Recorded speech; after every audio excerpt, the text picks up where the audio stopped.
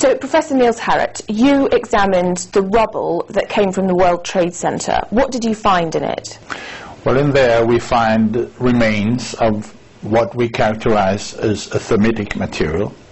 And this is a very energetic material which can be used either for melting iron or it can be designed as an explosive. So what effect would the nanothermite have had on the collapse of the towers on September the 11th? Actually, within the group of authors behind this paper, which we published in April, there are diverging opinions about what this nanothermite was used for. And in my opinion, we should not speculate in a scenario for the demolition. But there's no doubt that the 3 towers were demolished on 9/11. But beyond that, there is very solid evidence for that some thermite has been used for melting the steel beams. We should not, we do not know if the thermite that we have found is the same thermite which has been used for melting the beams. It's very, very possible that different varieties was used, and I personally am certain that conventional explosives were used too in abundance. And when you say in abundance, how much do you mean? Tons.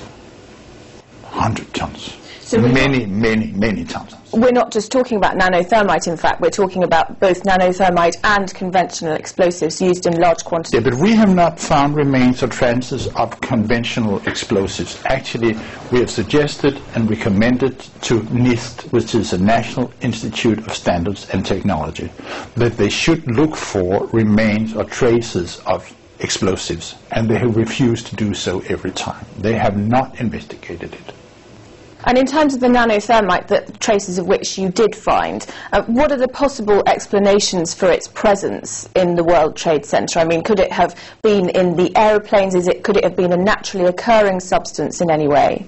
Well, the 2 last questions or options I can definitely rule out. It cannot have come from the aeroplanes, and well, if it's been there on beforehand, those who put it there, I've urged them to step forward and tell us how and why it got there. One thing which has been mentioned frequently in the discussion following our publication is that this could be the primer paint which was applied to the steel beams in order to prevent corrosion.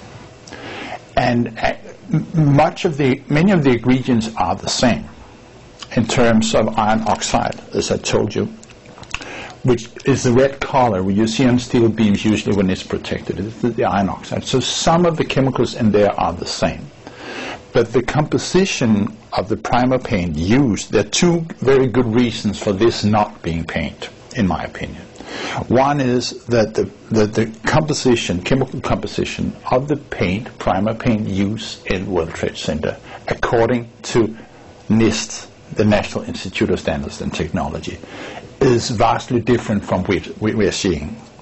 To be specific, I say we are missing large amounts of chromium and zinc and magnesium. Next, which can be understood by everyone, is that the paint applied on the steel beams are stable to elevated temperatures. NIST did experiments with the steel beams because they wanted to use the appearance of the paint as a measure for the temperature the steel beams had been exposed to. And let me be specific. So when you heat up this steel beam at 250 degrees centigrade, it starts cracking. Now, this is because the steel expands more than the paint. So they get what they call mud cracks. And it keep on cracking until a temperature of about 650 degrees, where it starts peeling off, forming scales. This continues to about 800 degrees when this scaling becomes excessive. But it does not burn. So the paint on the steel beams is stable beyond 800 degrees centigrade. Now, the stuff we have found ignites at 430 degrees centigrade. So It is not the primer paint. So what I can say is this nanothermite? Well, it quacks like a duck, it waddles like a duck, it looks like a duck, maybe it's a duck. This is all we can say. It's now around 3 months since your article was first published. What's the response been like? I understand that this is one of the first times that you've been interviewed for an English-speaking audience. For the what you call the mainstream media, it has been dead silence except for 2 interviews I've done on Danish television, which has taken off on the internet to an extent that I had not anticipated. But on an official, organized level, it's a roaring silence, I must say. Just going back a bit, what first piqued your interest in 9/11? How did you first come to examine the rubble, and what did you expect to find? It goes back about 2.5 years, I think, when I accidentally saw Building 7. And to those who do not know this, we should make it absolutely straight that there were 2 airliners, but there were 3 skyscrapers. Most people associate World Trade Center with the Twin Towers. But World Trade Center was a center. There were 7 buildings. And the towers have number 1 and number 2. Now number 3, number 4, number 5 and number 6 were relatively small buildings from 9 to 22 stories. But Building 7 was a huge building, close to 200 meters high, 47 stories, with a footprint of the level of a small soccer field. And it came down 20 minutes after 5 in the afternoon. This was 7 hours after the North Tower collapsed. And I saw this accidentally, and I said, what is this? This is World Trade Center. What? And I had to see it again, because as most people, I didn't know about Building 7. And it is going down completely symmetrically in 6.5 seconds. It's going down with this zip. And as a scientist, you're trained to watch your environment in an analytical fashion. You always think, now how does this happen, how does this happen? And this I just couldn't understand, I cope with. Why should this building come down, which I've never heard about before in itself? I think this should raise some eyebrows, actually. Why haven't I heard about Building 7 before? And then it's coming down like this with no apparent reason. So I had to push the button again and again. And it took me weeks, actually, to digest this. And I think this is common to most persons, to realize what you have seen. But once you have realized this, there is no way back. So you can either speak out or you can live in shame. And from that on, I got more and more interested. And I found out that the evidence for controlled demolition is overwhelming. The evidence for thermite is also, first, I told you that the thermite reaction produced molten iron. Now, molten iron was pouring out of one of the towers. Molten iron was in pools of molten iron in the rubble after 9/11 for weeks and months. The surface temperature was 735 degrees after 3 days of heavy showers. It took them 3 months to put out the fire. It was declared officially extinguished on December the 20th. Now this is kind of fire. and the point is that the thermite kept on reacting. This was the bitch's brew of thermite chemistry for 3 months. Very sophisticated, very complicated. It's a masterpiece in demolition. And who would be capable of producing such a masterpiece of demolition?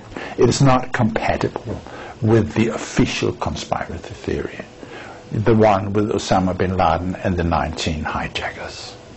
So I'm an anti-conspiracy theorist. I'm against the official conspiracy theory. But it's up for a criminal, we must have a criminal investigation to find out. This was a crime, and it has never been investigated as a crime. You're the first team to have examined the rubble and the first team to have picked this up. Why do you think that is? Technically, the collapses were investigated by the National Institute of Standards and Technology. So they should have looked into the dust. And they have been encouraged many times to look for remains of explosives, to look for remains of thermite. And actually there is some, when there is a fire in the United States which is suspicious or which is violent or which is unexpected, according to some regulation, you should look for thermite. It is in, because it is, you can use it for arson, and if you want to burn your house, this is the way to do it. You put in a thermic reaction and you go on vacation, and you can trigger it with your cell phone on long distance if you wish. So this is routine for FBI to look for remains of thermite. This they do very frequently, actually, but they didn't do it this time. I mean, obviously you're a real scientist, if you like, so it's understandable that you don't want to be associated with conspiracy theorists and don't like that kind of term. What would you say to people who do lump you in that same category? Then I must repeat, I mean, who are being fooled here? Because the official conspiracy theory, yeah, people call me strange things, and conspiracy theory is not meant kindly, but who are being fooled here when we are being presented with an official conspiracy theory without any proofs, without a criminal investigation, with nobody being charged with this, and nobody is wanted. Osama bin Laden is not wanted by FBI for this. I mean, shouldn't there be some few questions to ask here? So I will turn the question back and say, who are the fools?